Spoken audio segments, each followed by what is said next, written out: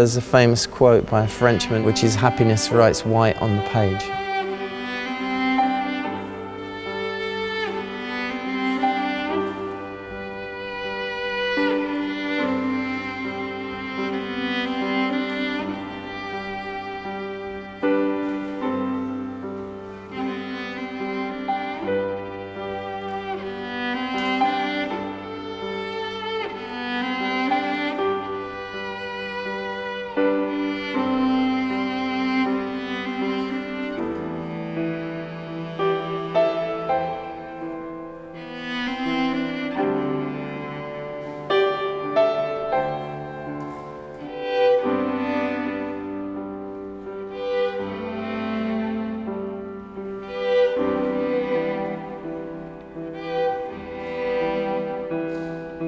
I think that sad stories lend themselves more readily to interpretation in music.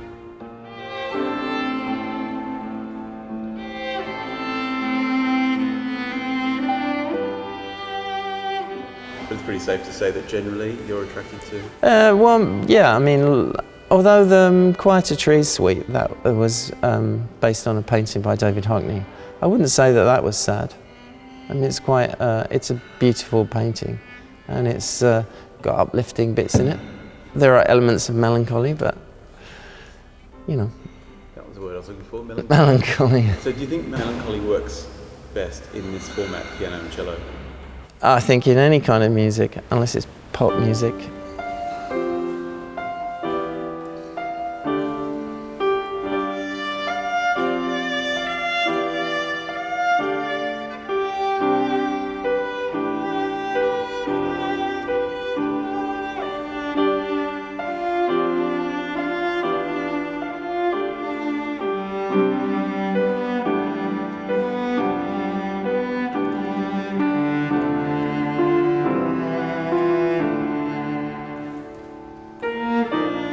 How does your own personal experiences at the time when you're writing influence the music? Well, yeah, I was pretty sad when I was writing music. I generally don't, I'm not as creative when I'm happy.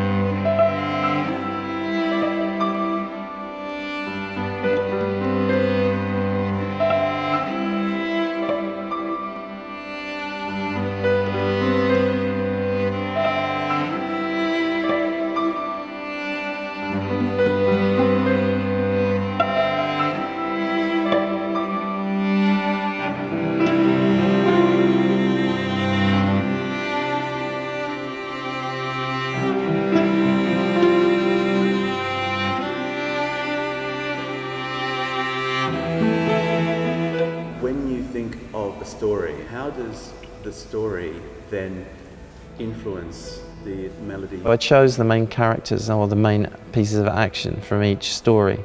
So Tristan and Isolde and then the King, and Orpheus and Eurydice, it's Orpheus and Eurydice and then the underworld. And then I just tried to describe my feelings in music about each character or each part of the story. So thinking about Tristan, he's an English prince, so you kind of get those thoughts of England and King Arthur's time, and you can't be literal. I mean, you can't unless you're using lyrics, it's impossible to describe a story with music. So it just has to be the sense and the atmosphere and the feeling that the story gives you. There's no little piece of music that describes a person, or we're in a church and it's haunted, probably. So they're just impressions. They're just like broad pictures of the feeling that the story gives to me, or that character. Do you remember one of the first pieces that you... The Scheherazade was the first piece that I wrote. The King, this.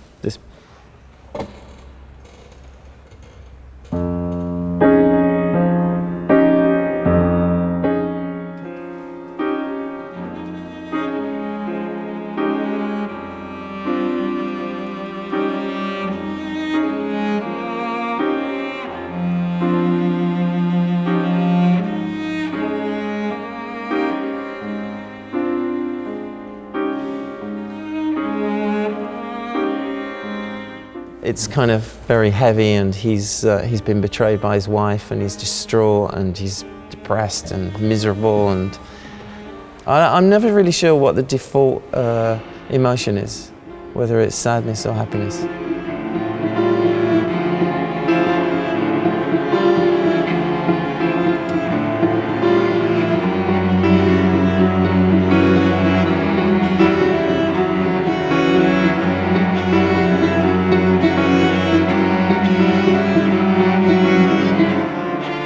The album's called Love and Other Tragedies.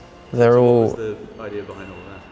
Well, it started with Scheherazade, and that's a very tragic love story. I mean, it ends up well, but it doesn't start well.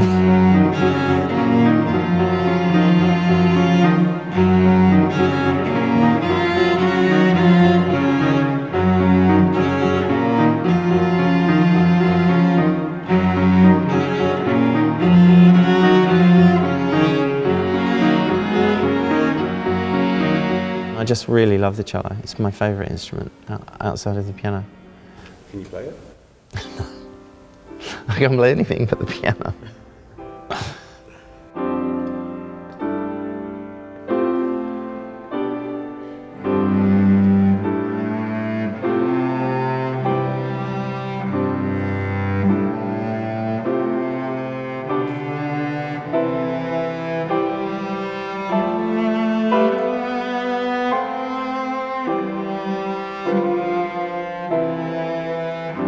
The piano really in these pieces is just a support to the cellos, so it's really a cello piece. The piano is secondary, apart from one song where it kind of takes the lead. Which one?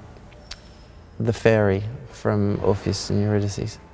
So that's got two piano solos in it, which I'm regretting tonight, but they're there.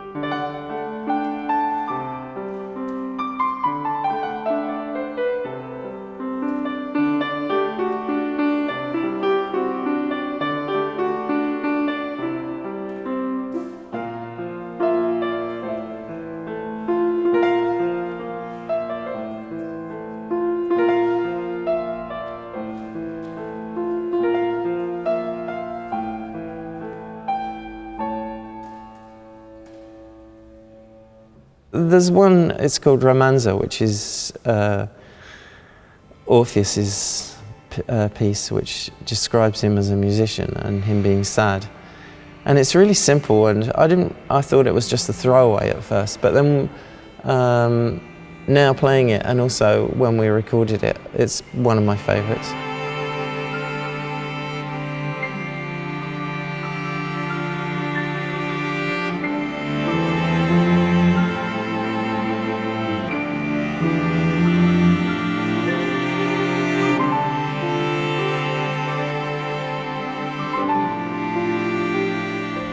I'm not sure that I really enjoy live performance.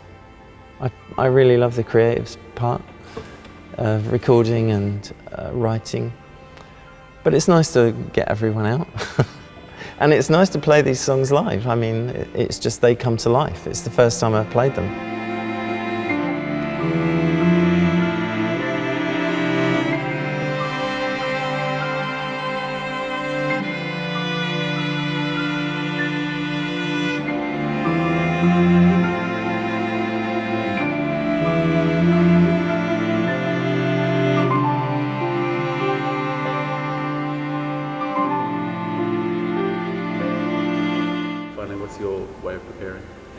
the zone that you're at home, just you playing the piano? No, I don't know. I wish I knew. When I go on stage with the band, it's easy. I'm completely relaxed and comfortable. Obviously, you know, traveling with The Cure and touring and big crowds and all that stuff, this is a very different. Smaller the audience, the more nerve-wracking it is generally. 50,000 is easy. 100,000 doesn't make any difference. We played to 500,000 people one night, and it just doesn't really matter. If it's 100 people, then you know that they're listening to every single note you're playing.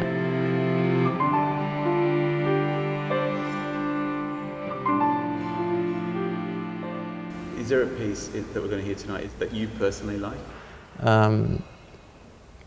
The Il Regno dei Morti, the Underworld, that's probably my favourite song on the whole record. That's incredibly difficult to play though. So it's the last song we'll play tonight. I'll be quite glad when it's done. Is it hard for the piano or the cello? It's hard for the piano and one of the cellos that plays the same line that I do on pizzicato. Is that because of the timing? Yeah, it's incredibly stupid timing.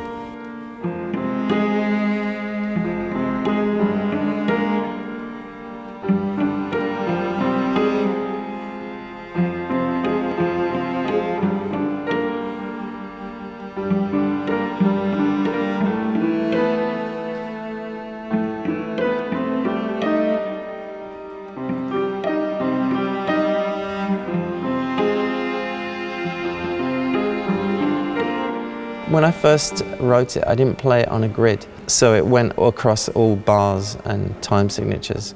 And now when people say to me, what time signature is it in? I haven't got a clue. I'm sure somebody cleverer than I could work it out, but it's over a 4, and the cello lead lines play in 4, but the pizzicato part is definitely not. It's very clever because as a untrained listener, it sounds that there's a definite rhythm to it. Yeah, I had to learn it off by heart, and I cannot be distracted when I'm playing it. If I do, I lose it. But now I'm looking straight at Alisa, and she's playing it with me, and she's an incredible musician, so I can see what she's doing.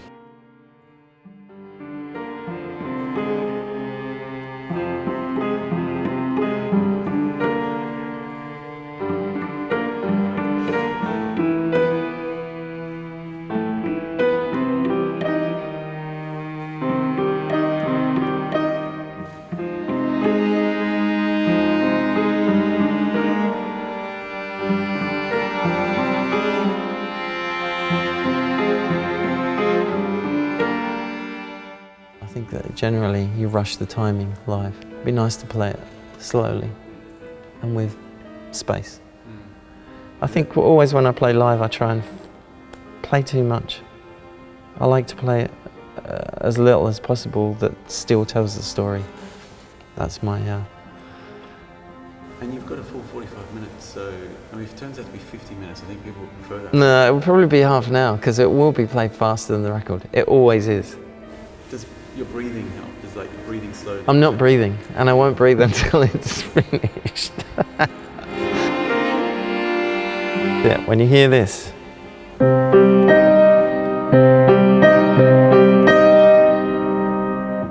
That's the end. That's it. Good night.